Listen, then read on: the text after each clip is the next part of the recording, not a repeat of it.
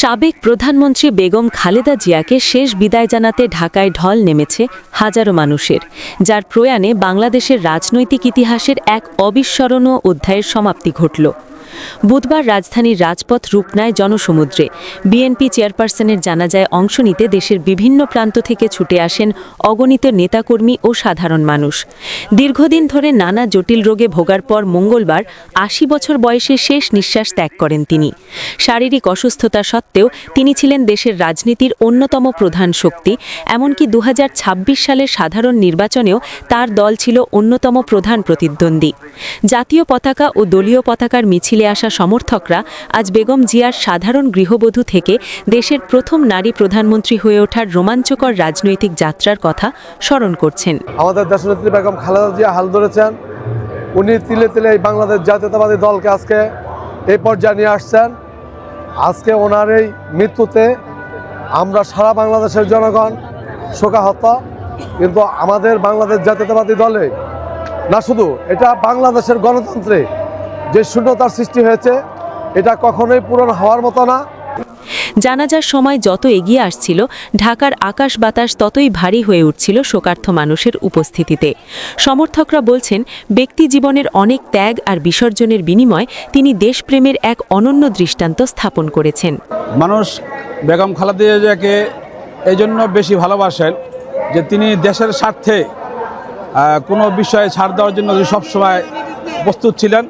আমরা দেখেছি বিগত দিনে তিনি তার সন্তানদেরকে বাদ দিয়ে দেশের চিন্তা করেছেন। তিনি তার নিজের জীবনকে বিলিয়ে দিয়ে তিনি দেশের চিন্তা করেছেন যে দেশের মানুষ কীভাবে সামনে এগিয়ে যেতে পারে, দেশ কীভাবে উন্নতি করতে পারে, সেদিকে তিনি চিন্তা করেছেন। ৩ দফায় প্রধানমন্ত্রীর দায়িত্ব পালন করা এই নেত্রী রাজনৈতিক চাপ কিংবা ব্যক্তিগত ট্র্যাজেডির মুখেও কখনো দেশ ছেড়ে যাননি। কনিষ্ঠ পুত্রের অকাল মৃত্যু তাকে তার আদর্শ থেকে বিচ্যুত করতে পারেনি। নিজে আগলে রেখেছেন, এই দেশ ছেড়ে তিনি পালিয়ে যান নাই। সেই দেশের কথা চিন্তা করে তার ছেলে সন্তানের মুখ দেখতে পারে নাই। একটি ছেলেকে তিনি জীবিত অবস্থায় ইন্তিকাল করেছেন, এটাও দেখেছেন। শুধু এই দেশের মানুষের মায়া মহব্বতের জন্য তিনি কোনো অন্যায় কাজে লিপ্ত হন নাই। জানাজা শুরুর প্রাককালে বিশাল এই জনসমাবেশ তাদের প্রিয় নেত্রীর স্মরণে নীরবতা পালন করে, যাকে তারা দেখছেন গণতন্ত্রের অতন্ত্র প্রহরী হিসেবে।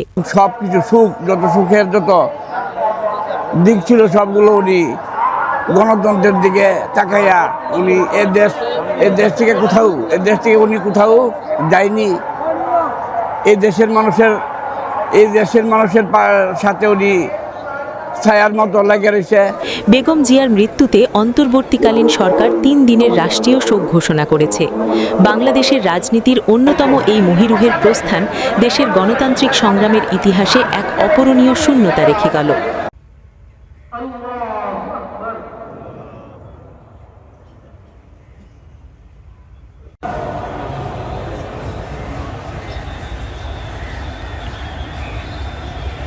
আমাদের সাথেই থাকুন এবং পরবর্তী নিউজগুলো পেতে আমাদের চ্যানেলটি সাবস্ক্রাইব করুন এবং লাইক, কমেন্ট, শেয়ার করুন।